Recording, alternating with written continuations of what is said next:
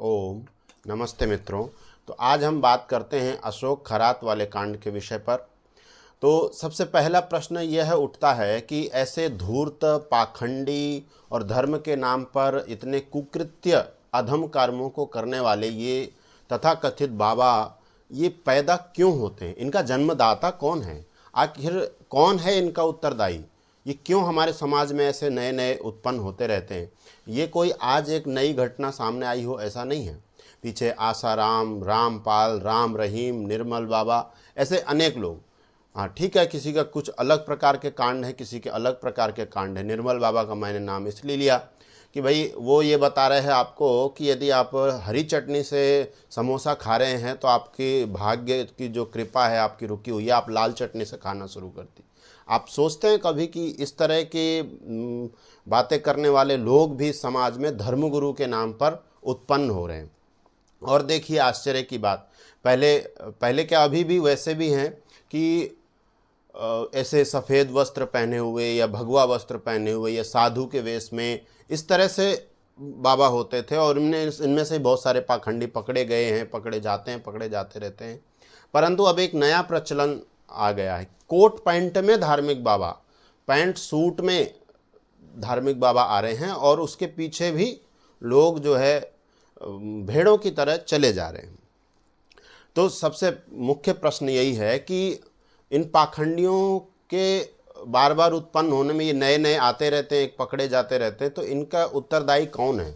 कौन इन्हें समाज में उत्पन्न होने का अवसर प्रदान करता है? इनका जन्मदाता कौन है? तो इसका सबसे पहला उत्तर हमारे पास यही आता है कि हमारे समाज में जो स्वाध्यायहीन जनता है, प्रजा है, या कहूँ अंधभक्त है, सबसे मुख्य कारण इन पाखंडियों को जन्म देने की वही है। क्योंकि ये लोग धर्म को मानते तो हैं कथित रूप से कि हम सनातनी हैं, हम धार्मिक हैं, पर ये धर्म को जानते नहीं हैं बिल्कुल भी। तो धर्म का ज्ञान ना होने से धर्म के नाम पर कुछ भी अनर्गल बातें, पाखंड की बातें और अत्यंत धर्म विरुद्ध, वेद विरुद्ध और अत्यंत अधम नीच बातों को भी, कर्मों को भी धर्म के नाम पर प्रस्तुत किया जाता है और लोग उसे स्वीकार कर लेते हैं।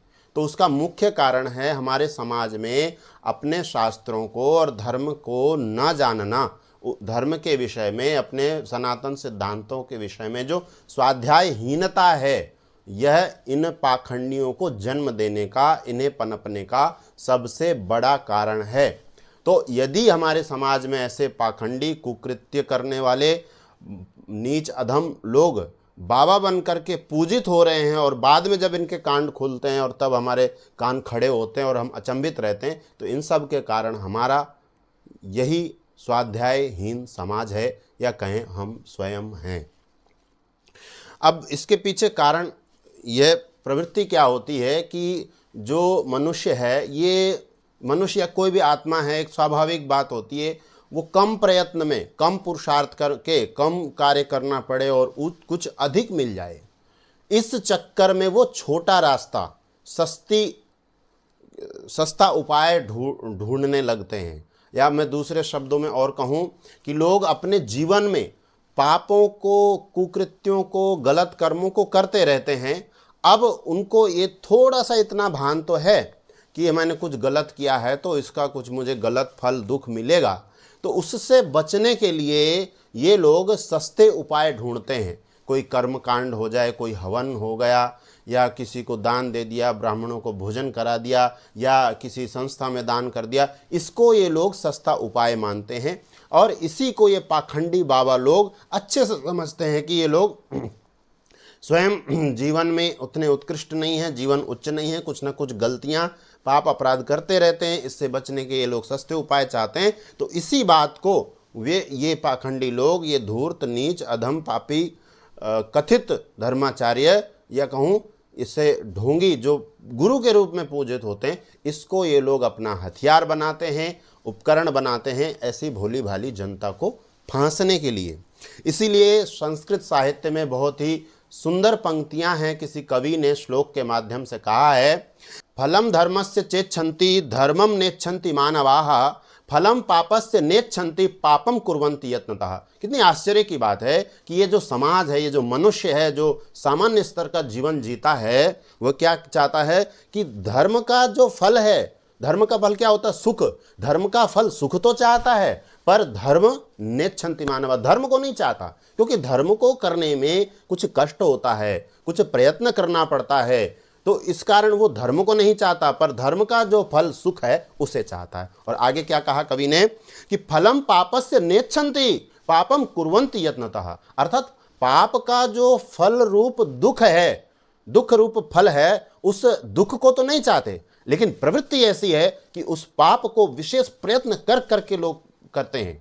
मतलब किसी को परेशान करने में, छेड़ने में, व्यभिचार करने में और चोरी करने में, झूठ बोलने में लोगों को मजा आता है। प्रयत्न पूर्वक झूठ बोलते हैं, प्रयत्न पूर्वक चोरियां करते हैं, बड़ी नहीं तो छोटी सही। पर इस तरह की जो प्रवृत्ति है कि गलत कर्म तो करना है, उसका दुख रूप फल से बचना चाहते हैं। शुद्ध सात्विक धार्मिक कर्म को नहीं करना चाहते, पर उसके फल को, सुख को करना चाहते हैं, इस प्राप्त करना चाहते हैं। इसी सस्ते उपाय के चक्कर में इन्हीं ये जो अविद्या युक्त चाहना है, जो इच्छा है, ये व्यक्ति को ऐसे ढोंगी पाखंडी बाबाओं के शिकंजे में फांसने का सबसे बड़ा कारण बनती है। तो इसके साथ साथ यह भी हमें समझना है कि लोग जो है कर्म फल व्यवस्था को ठीक से नहीं समझते हैं। इस कारण से ऐसे पाखंडी बाबा हमारे समाज में जन्म लेते हैं। कर्मफल व्यवस्था क्या है? ईश्वर की अकाट्य कर्मफल व्यवस्था यही है कि जैसा आप कर्म करेंगे उसके अनुरूप आपको फल मिलेगा। यदि आप धर्म करते हैं तो उसका सुख रूप फल अवश्य मिलेगा। यदि आप अधर्म करते हैं, पाप करते हैं, अन्यायपूर्वक किसी को परेशान करते हैं, तो उसका दुख रूप फल आपको अवश्य मिलेगा। संसार की कोई शक्ति, कोई बाबा, कोई गुरु, कोई धर्माचार्य, कोई ज्योतिषी आपको इस दुख रूपी फल से नहीं बचा सकता, जब तक कि आप अपने उन कर्मों के जो संस्कार हैं उनको समाप्त ना कर दें। उसके लिए योग के मार्ग में जाना पड़ेगा, वहां स्वाध्याय करना पड़ेगा, तपस्या करनी पड़ेगी, शारीरिक भी और मानसिक भी। जो मार्ग कठिन है, उस कठिन मार्ग से बचना चाहते हैं। इसलिए हमारे समाज में ऐसे पाखंडी, धूर्त, नीच और जनता को पाप की ओर ले जाने वाले ऐसे तथाकथित धर्मगुरु और पूजित गुरु पैदा होते हैं।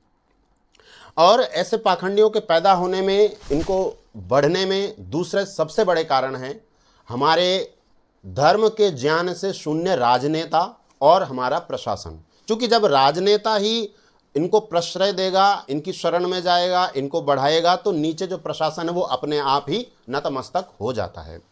देखिए, राजनेताओं में सांसद, विधायक, यहाँ तक कि मुख्यमंत्री, उपमुख्यमंत्री जैसे लोग जब किसी अज्ञानी या लोगों को गलत मार्ग में प्रेरित कर रहे लोगों को गुरु मान करके उनकी शरण में जाते हैं, उनके पैर छूते हैं, उनको नतमस्तक होते हैं, तो जनता तो स्वाभाविक रूप से वहां जाएगी, प्रशासन तो स्वाभाविक रूप से वहां जाएगा और लोग उनको गुरु मानेंगे, लोग वहां झुकेंगे और अपना स्वयं ठगेंगे, अपना धन खर्च व्यर्थ गवाएंगे, ठगवाएंगे। तो इसका मुख्य कारण, दूसरा मुख्य कारण हमारे ये धर्म ज्ञान से शून्य हमारे राजनेता। और केवल इसमें धर्म ज्ञान से शून्य होना कारण नहीं है, इनका वोट की गंदी राजनीति, कि चूंकि बाबाओं ने बहुत सारे धर्म ज्ञान से शून्य, जो भेड़ के समान जनता है, प्रजा है, जो अंधभक्त है। भेड़ इसलिए क्योंकि भेड़ चलने के लिए बुद्धि नहीं लगाती है, एक के पीछे एक चल रही है तो दूसरी उसके पीछे अपने आप चलेगी, ऐसे ही फिर वो पूरी पंक्ति चली जाती है, भेड़ें बुद्धि नहीं लगाती। तो इसी तरह जो भेड़ चाल अंधभक्तों की जो भीड़ है, उस भीड़ को अपने दल के लिए, राजनीतिक दल के लिए, अपनी सरकार बनाने के लिए, वोट के रूप में, मतदान के रूप में बदलने के लिए ये लोग इस तरह से करते हैं। जबकि वैदिक व्यवस्था यह है कि ये जो कथित धर्मगुरु हैं या जो कुछ भी समाज में धर्म के नाम से उपदेश करते हैं, बातें करते हैं, ये लोग सब ब्राह्मण वर्ग में आते हैं। और जो राजा है, प्रशासन है, राजनेता हैं, ये सब क्षत्रिय वर्ग में आते हैं। तो क्षत्रिय का यह कर्तव्य है कि यदि कोई ब्राह्मण गलत मार्ग में चल पड़ा है और वो समाज को गलत मार्ग पर ले जा रहा है, तो उसको सही मार्ग में लाना, उसको यहाँ तक कि दंडित करना, कारावास करना, यथोचित न्याय व्यवस्था के अनुसार दंड देना, ये राजा का काम है, प्रशासन का काम है, क्षत्रियों का काम है। परंतु ये लोग स्वयं जब धर्म के ज्ञान से शून्य हैं और अपनी वोट की गंदी राजनीति के चक्कर में ये सब करते हैं, तो ऐसे लोगों का प्रश्रय क्यों नहीं होगा, ऐसे लोग क्यों नहीं बढ़ेंगे, ऐसे लोगों का साम्राज्य तो बढ़ेगा ही और जनता लुटेगी ही। तो ये जो जनता लुट रही है, अपना धन लुटा रही है, महिलाएं अपने अस्मिता को लुटा रही हैं और जनता पाप की ओर उन्मुख होती जा रही है, तो इन सब पाखंडियों के कारण ये राजनेता भी हैं। अब एक प्रश्न प्रायः उठा करता है कि ये इतने पढ़े लिखे लोग, बड़े बड़े राजनेताओं की पत्नियां, सांसदों की, विधायकों की पत्नियां इस अशोक खैरात के पास जा रही हैं और इनके किस तरह से अश्लील और आपत्तिजनक चलचित्र सामने आ रहे हैं, वीडियो आ रहे हैं, और ये तो इनके पास धन भी है, ऐसा नहीं है कि ये गरीब हैं और ये पढ़ी लिखी भी हैं, और फिर भी ये लोग कैसे फंस जा रहे हैं। इसी प्रकार प्रश्न वहाँ भी उठता है, जैसे निर्मल बाबा के यहाँ जो भीड़ लगती थी उसमें IAS, IPS और बड़े बड़े प्रशासनिक अधिकारी स्तर के लोग बैठे हुए हैं, बड़ी बड़ी उच्च शिक्षा को प्राप्त लोग हैं। लोग आश्चर्य करते हैं कि आखिर ऐसे लोग कैसे फंस जा रहे हैं। तो मित्रों, इसमें आश्चर्य करने की कोई बात नहीं है। ये लोग जो IAS बने हो या PCS बने हो या राजनेता हो, ये उन विषयों में, जिन विषयों से ये धनोपार्जन हो सकता है, आजीविका मिल सकती है, ये अधिकारी बन सकते हैं, जीवन को अच्छी प्रकार समृद्धि से चला सकते हैं, उसके लिए जो नौकरी चाहिए, जो सेवा चाहिए, उसके लिए जो पढ़ाई पढ़नी थी, उसमें ही वो निपुण हो सकते हैं। उस जानकारी को उन्होंने इकट्ठा किया है। पर धर्म के विषय में ये सभी ज्ञान शून्य हैं। शुद्ध भाषा में कहूँ, ये तो सभी मूर्ख हैं, महामूर्ख हैं, इसलिए ऐसे पाखंडियों के चक्कर में फंसते हैं। ये पढ़े लिखे हैं अन्य विषयों पर धर्म के विषय में, गुरु के विषय में, सिद्धांत के विषय में ये सभी अनपढ़ हैं, मूर्ख हैं, महामूर्ख हैं। इसलिए ये लोग यदि ऐसे लोगों के चक्कर में फंसते हैं तो इसमें कोई आश्चर्य की बात नहीं है। और ये फंसेंगे, आज नहीं फंसे, आज फंस रहे हैं, कल भी फंसते रहेंगे, ऐसे ही फंसते रहेंगे यदि धर्म के विषय में ज्ञान नहीं है तो। और इनके पास धन भी है तब भी, तो धन किसी के विवेकी या अविवेकी होने का कारण होता नहीं है। गरीब हो तो ठीक है, धन के कारण किसी का धन के लालच में शोषण कर लिया, पर इनके पास धन भी है तो इनके अन्य स्वार्थ हैं। तो अशोक खैरात के साथ में जो रूपाली चाकणकर के चलचित्र आ रहे हैं, जितने भी इसके चलचित्र निकल करके सामने आए हैं उनमें से अधिकांश इसके हैं। अब आप सोचिए कि और जो भी अन्य चलचित्र हैं, कोई कहे कि महिलाओं की मजबूरी का गलत लाभ उठा लिया, उनका शोषण कर लिया, उनको जबरदस्ती की। इन चलचित्रों में ऐसा कुछ भी दिखाई नहीं दे रहा है कि यहाँ पर उसने महिलाओं के साथ कुछ जबरदस्ती की है या जबरदस्ती शारीरिक रूप से उनको बंधक बनाया, ऐसा कुछ भी नहीं है। उसने इन लोगों के मन पर नियंत्रण किया है। और रही बात रूपाली चाकणकर की, तो जो बात सामने निकल के आ रही है कि वो महिला इसके ट्रस्ट में ट्रस्टी भी है और इसके व्यापार की हिस्सेदार भी है, तो वो तो स्वार्थवश ये सब कर रही है, तो उसमें उसका कोई ये कहें उसका शोषण हुआ, वो वंचित हुई है, ठगी गई है, ऐसा बिल्कुल भी नहीं लगता है। तो इस प्रकार ये सब हो रहा है। अच्छा, इसके पीछे कभी सोचा है आप लोगों ने कि ये इस तरह के बाबा लोग और ये सब कैसे लोगों को फंसा लेते हैं? तो इसके पीछे कारण क्या है? तो जैसे ज्योतिष एक बहुत बड़ा हथियार बनता है इस तरह के पाखंड के लिए, तो उसमें होता क्या है, पहले आप लोगों को ये बात समझनी चाहिए कि ज्योतिष का मतलब आपके भावी जीवन के साथ बिल्कुल भी संबंध नहीं होता है। ज्योतिष का मतलब ये बिल्कुल नहीं है कि आपके भावी जीवन में क्या घटना होगी, आपके जीवन में सुख आएंगे या दुख आएंगे, विवाह अच्छा होगा या नहीं होगी, संतान होगी या नहीं होगी, आप सुखी रहेंगे या दुखी रहेंगे, जो भी परिस्थिति भविष्य में हो सकती है उसका ज्योतिष के साथ कोई भी संबंध नहीं है। इस बात को गांठ बांध करके आप लोगों को समझ लेना चाहिए। ज्योतिष शब्द का सीधा सा तात्पर्य है कि इस आकाश में, अंतरिक्ष में ज्योति अर्थात जो प्रकाशमान पिंड हैं, ग्रह नक्षत्र हैं जो स्वयं प्रकाशित हैं अथवा दूसरों के प्रकाश से प्रकाशित हैं, सूर्य, चंद्र, ग्रह, नक्षत्र, अन्य तारामंडल, ये जो कुछ भी पिंड है, इनकी गतियों का सटीक ज्ञान होना, कब सूर्य ग्रहण होगा, कब चंद्र ग्रहण होगा और कब कौन सी तिथि होगी, कौन सा वार होगा, इसका जो समय का ठीक ठीक ज्ञान करना है और इससे संबंधित जो जितनी भी गणित है वो सारे विषय ज्योतिष के अंतर्गत आते हैं। ज्योतिष के अंतर्गत आपका हाथ देख करके आपका भविष्य बताना, आपका ग्रह यहाँ बिगड़ा हुआ है, आप यहाँ फंस रहे हैं, इस तरह की जो बातें हैं वो अत्यंत ज्योतिष विरुद्ध हैं। ज्योतिष का इसके साथ कोई संपर्क नहीं है, कोई संबंध नहीं है। इसलिए ज्योतिष के यथार्थ स्वरूप पर फिर भी हम कभी विचार करेंगे तो यह ज्योतिष नहीं है। और इस चूंकि देखिए, मनुष्य को परमपिता परमात्मा ने अपने कर्मों को करने के लिए स्वतंत्र छोड़ा है। अर्थात आप किसी कर्म को करें या ना करें या अन्य प्रकार से भिन्न प्रकार से करें, ईश्वर हाथ पकड़ करके आपसे कोई कार्य नहीं करवाता। ईश्वर हाथ नहीं पकड़ता यदि आप कोई गलत कार्य करने जा रहे हैं तो भी। तो चूंकि ईश्वर ने सबको स्वतंत्र छोड़ा है, तो इसलिए निश्चित रूप से अभी मैं प्रवचन करता हुआ इसके 5 क्षण बाद, 10 क्षण बाद, 15-20 मिनट बाद मैं क्या करूंगा, निश्चित रूप से मैं ऐसा ही करूंगा। यह परमात्मा भी नहीं जानता है। परमात्मा संभावना के रूप में ही जानता है कि ये व्यक्ति अभी बैठ करके प्रवचन कर रहा है, व्याख्यान दे रहा है, तो आगे यह क्या क्या कर सकता है, कितनी संभावनाएं हैं, किस किस क्रिया की कितनी संभावना, उसको परमात्मा संभावना के रूप में जानता है, उससे अधिक नहीं जानता है। और कुछ भविष्यवाणियां होती तो आप भी कर सकते हैं, मैं भी कर सकता हूं। अभी 12 बज रहे हैं, आधा घंटे बाद 12:30 बजेंगे, मैं कहूँगा शाम को 6 बजे 6:30 बजे सूर्यास्त भी होगा। ये तो भविष्यवाणी सामान्य सी बात है, इसमें क्या विशेषता हुई, कोई विशेष बात नहीं है। अब इसके पीछे एक बहुत बड़ा मनोविज्ञान भी कार्य करता है मित्रों, कि ये जो पाखंडी बाबा होते हैं, ये एक तो अपने हाव भाव, अपना पहनावा और इस तरह से आत्मविश्वास के साथ बात रखते हैं कि सामने वाला मोहित हो जाता है। और ये इनके पास यदि मान लीजिए 100 व्यक्ति आए हैं अपनी शंका का मतलब समस्या के समाधान के लिए, तो इन्होंने 100 व्यक्तियों को 100 प्रकार की बातें बताई हैं, पर उन 100 में से यदि 2 या 5 व्यक्तियों की भी बात सही हो जाए, संयोग से हो ही सकती है। अगर आपने 100 बातें बताई हैं तो ऐसा है नहीं कि आपकी जो 100 भविष्यवाणियाँ सबकी सब झूठी हो। संयोग से अनायास ही वो सत्य हो सकती हैं, वो उसके कहने से सत्य नहीं हुई हैं, उनको ऐसा ही होना था या वो वैसी ही हुई हैं, इसलिए वो सत्य हुई हैं। तो अब क्या होता है, ये जो 2 व्यक्तियों की या 5 व्यक्तियों की भविष्यवाणियां सही हो गई हैं, अब ये पूरे समाज में जाकर के प्रचार करते हैं कि हम उस बाबा के पास गए थे और उन्होंने हमें ये बताया, उनकी बात बिल्कुल सही निकली है और ऐसा होता है, आप भी चलिए उस बाबा जी के पास, बहुत उनके पास शक्ति है और बहुत प्रताप है।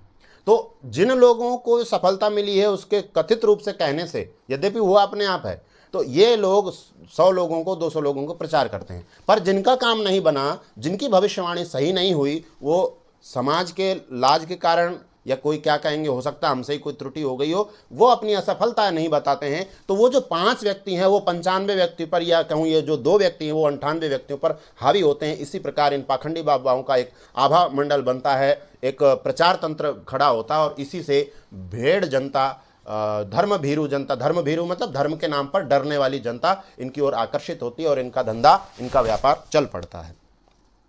तो अब विचार ये करना है कि ये सब जो पाखंड हमारे देश में चल रहा है, और आज से नहीं बहुत समय से चल रहा है, और ये केवल जो ये महिलाओं के साथ, स्त्रियों के साथ जो व्यभिचार में पकड़े जाते हैं, केवल ये इतना ही जघन्य अपराध नहीं है, ये तो अत्यंत जघन्य है ही। बाकी जो अभी भी समाज में जो धर्मगुरु के नाम पे, धर्माचार्य के नाम पर, गुरुओं के नाम पर जो प्रचलित और प्रसिद्ध गुरु बने बैठे हुए हैं, मैं किसी का नाम लेना नहीं चाहता, क्या वे लोग भी आपको सही दिशा में लेकर के जा रहे हैं? क्या वो लोग भी आपको धर्म का ठीक मार्ग बता रहे हैं? कभी सोचा है आपने? नहीं सोचा। क्यों? क्योंकि आपने धर्म के विषय का पूरा ठेका इन गुरुओं को दे रखा है। यदि गुरु किस लिए होता है, एक तो अध्ययन काल में भी जो हमारी प्राचीन परंपरा थी, गुरुकुल की परंपरा थी, उसमें बालक को अन्य लौकिक विद्याओं के साथ साथ, शास्त्रों को पढ़ाने के साथ साथ धर्म का भी गूढ़ ज्ञान प्रदान किया जाता था। तो वो धर्म का जब गूढ़ ज्ञान वो विद्यार्थी काल में ही सीख लेता है, उसके बाद जब वो गुरुकुल से बाहर जाता है, विद्या अध्ययन पूर्ण हो जाता है, फिर भी जब उसको कुछ शंकाएं रह जाती हैं, समस्याएं रह जाती हैं, ऐसी परिस्थितियों के लिए फिर वो गुरु होते हैं कि मुझे यहाँ ये शंका आ रही है, मुझे ये यहाँ धर्म संकट हो रहा है, मैं क्या करूँ। ऐसी स्थितियों में ये गुरु लोग समाधान करते हैं। गुरु इसलिए नहीं होता है कि आपको धर्म का रत्ती भर भी ज्ञान नहीं है और आपने किसी भी व्यक्ति को गुरु मान लिया है और वो अपने अनुसार आपको चला रहा है, क्योंकि उसको स्वयं भी धर्म का रत्ती भर भी ज्ञान नहीं है। आप देखिए तो आश्चर्य, ये अशोक खैरात क्या कह रहा है कि मैंने जो कुछ भी किया है उसमें कुछ भी गलत नहीं है, ये तो सब धार्मिक क्रियाओं का भाग है। अरे धर्म क्या है तुझे पता है? और उसको ये पता है कि ये कैसे लोग पागल बनाए जाते हैं, तो इसलिए वो लोगों को ठग रहा है। तो इसको रोकने का उपाय क्या है? तो जैसा मैंने कारण बताया कि हमारे समाज की स्वाध्यायहीनता ही इसका बहुत बड़ा कारण है। तो यही इस पाप के, अपराध के और समाज के ठगे जाने को रोकने का भी सबसे बड़ा उपाय है। हमारे समाज को स्वयं स्वाध्यायशील बनना होगा। धर्म के विषय में सामान्य मूलभूत जानकारियां स्वयं एकत्रित करनी होंगी, अन्यथा उनके अभाव में आपको धर्म के नाम पर ठगने वाले ऐसे सैकड़ों बाबा आज तक पैदा होते रहे हैं, आज भी आगे भी पैदा होते रहेंगे, इनको कोई रोक नहीं सकता है। तो उसके लिए आपको कम से कम क्या करना चाहिए? आप कुछ नहीं कर सकते तो महर्षि दयानंद सरस्वती जी की यह पुस्तक सत्यार्थ प्रकाश अवश्य पढ़ें। यह पुस्तक आपको आपके जीवन में इतना संज्ञान, इतनी जागरूकता प्रदान कर देगी कि आप धर्म के नाम पर, किसी भी बाबा के द्वारा, ज्योतिष के नाम पर, कर्मफल के नाम पर, भविष्य के नाम पर किसी भी बाबा के द्वारा, ढोंगी के द्वारा ठगे नहीं जाएंगे। यह मेरी आपको दिया गया वचन है, वचन उक्ति है। और इस पुस्तक के विषय की जानकारी यदि आप चाहते हैं तो मेरे इस चैनल पर एक चलचित्र है, सत्यार्थ प्रकाश, केवल एक पुस्तक नहीं, जीवन का समाधान, उसका लिंक भी मैं यहाँ डाल देता हूँ। उसके माध्यम से भी आप इस पुस्तक के विषय में जानकारी प्राप्त कर सकते हैं। ये पुस्तक आपको हो सकता है बड़ी लग रही हो, मोटी लग रही हो, पतली भी आती है 19 पृष्ठों में, पर आप इतना नहीं पढ़ सकते तो कम से कम आप, यह एक बहुत पतली सी पुस्तक है, इसमें मात्र 15-16 पृष्ठ हैं। यह महर्षि दयानंद सरस्वती जी ने जो लिखी है, पुस्तक का नाम है आर्योद्देश्य रत्नमाला। इसमें वैदिक सिद्धांतों से जुड़े हुए 100 परिभाषाओं को महर्षि दयानंद सरस्वती जी ने एक माला के रूप में पिरोया है। यदि इसको भी आप पढ़ लेते हैं तो कोई भी धर्मगुरु, कोई भी पाखंडी आपको ठग नहीं सकता, और आप इन ठगों से, इन धूर्तों से, इन लंपटों से, व्यभिचारियों से बचे रह सकते हैं। तो यदि आप इतना स्वाध्याय कर लेते हैं तो आपका जीवन सुखमय हो जाएगा। धर्म भीरुता, धर्म के नाम पर पदे पदे जो आप डरते रहते हैं, उस डर से भी आप बच सकते हैं। और दूसरा मुख्य उपाय क्या होना चाहिए? खेद के साथ मुझे इस बात को कहना पड़ रहा है कि जिस सरकार से हम सनातन के पक्ष की, सनातन की हितैषी हम जिस सरकार को मान रहे थे पिछले 10-12 वर्षों से, उन्होंने शिक्षा के अंतर्गत ऐसा कोई सैद्धांतिक सुधार नहीं लाया कि शिक्षा में ही ऐसे वैदिक सिद्धांतों का एक सामान्य परिचय हमारे विद्यार्थियों को, बालकों को, बालिकाओं को दिया जाए कि जिससे वो इन पाखंडियों के चंगुल से बच सकें। तो ये हमारा दुर्भाग्य है। इसका सबसे स्थायी उपाय तो यही है कि हमारे जो वैदिक धर्म के, सनातन धर्म के जो मूलभूत सिद्धांत हैं, विचार हैं, मान्यताएं हैं, उनको विद्यार्थियों को विद्यार्थी जीवन में ही शिक्षा के रूप में, पाठ्यक्रम के रूप में, पाठ्य पुस्तक के रूप में यदि पढ़ाया जाएगा तो आने वाली पीढ़ी हमारी इन तथाकथित धर्म गुरुओं, पाखंडियों, व्यभिचारियों, लंपटों से बच सकती हैं। और न केवल बच सकती हैं, यदि शिक्षा में वैदिक सिद्धांतों का अध्ययन अध्यापन प्रारंभ होता है तो भविष्य में ऐसे पाखंडी बाबा जन्म लेने ही बंद हो जाएंगे और इनकी दुकानें हमेशा के लिए समाप्त हो सकती हैं। तो मेरा आप लोगों से यही निवेदन है कि स्वयं स्वाध्यायशील बनिए। इसके अतिरिक्त आपको इन पाखंडियों से बचने का कोई उपाय नहीं है। और साथ में एक बात ध्यान रखिए, एक प्रश्न करना प्रारंभ कीजिए। यदि कोई पाखंडी बाबा, कोई भी बाबा, मैं किसी का नाम नहीं लेता, वो आपको पाखंडी लग भी सकता है, नहीं भी लग सकता, हो सकता है आप बहुत अधिक श्रद्धावान हो, भले ही बने रहिए। जब वो कहते हैं ये बात तो धार्मिक क्रिया है, ये बात तो शास्त्रों में लिखी है, शास्त्र ऐसा कहते हैं, तो एक प्रश्न करने की एक प्रवृत्ति बनाइए कि गुरुजी ये बात कौन से शास्त्र में लिखी है, जरा बताइए तो सही, हम भी देखना चाहते हैं, हम भी पढ़ना चाहते हैं। यह प्रश्न जिस दिन आप लोगों ने, आप जनता ने, जो धर्म के प्रति रुचि करने वाले आप लोग हैं, यदि ये प्रश्न जिस दिन व्यापक रूप से उठाना शुरू कर दिया, ये बाबा लोग घबराने लग जाएंगे, स्वयं स्वाध्यायशील बनेंगे। आप लोगों को पता है ये जितने बाबा हैं ना, ये खुद भी अनपढ़ हैं, धर्म के विषय में कुछ भी ज्ञान नहीं है इन लोगों को। जितने अधिकांश जो प्रचलित हैं, इनमें से अधिकांशों को धर्मों के, धार्मिक शास्त्रों का, ग्रंथों का कोई ज्ञान नहीं है। बस 2-4 भजन याद कर लिए हैं, कुछ 2-4, 10, 15, 100, 50 श्लोक याद कर लिए हैं और कुछ भागवत की कथा लेकर के वो पाखंड लेकर के बैठ जाते हैं, और इसी के माध्यम से ये जो है हजारों और लाखों की धर्मभीरू जनता को ठग रहे हैं और अपनी दुकान चला रहे हैं। और नेता लोग इनसे अपने वोट के चक्कर में अपना स्वार्थ सिद्ध कर रहे हैं और पिस रही है आप जैसी भोली जनता। तो स्वाध्यायशील बनिए और प्रश्न करने की प्रवृत्ति लाइए, यही इसका समाधान है। इसके अतिरिक्त इसका और कोई समाधान नहीं है। आज का चलचित्र लंबा हो गया क्योंकि विषय गंभीर था। तो आप लोगों को ये चलचित्र अच्छा लगे तो अधिक से अधिक लोगों तक साझा कीजिए, पसंद कीजिए। वैदिक शंखनाद यूट्यूब चैनल को सब्सक्राइब अवश्य कीजिए, उसकी सदस्यता अवश्य लीजिए। फेसबुक पर देख रहे हैं तो इसका अनुकरण भी करें, फॉलो करें, और इंस्टाग्राम पर भी आप इसके माध्यम से मुझे सुन सकते हैं। आप लोग सभी लोगों ने ध्यानपूर्वक सुना, इसके लिए सभी लोगों का धन्यवाद। ओम नमस्ते जी।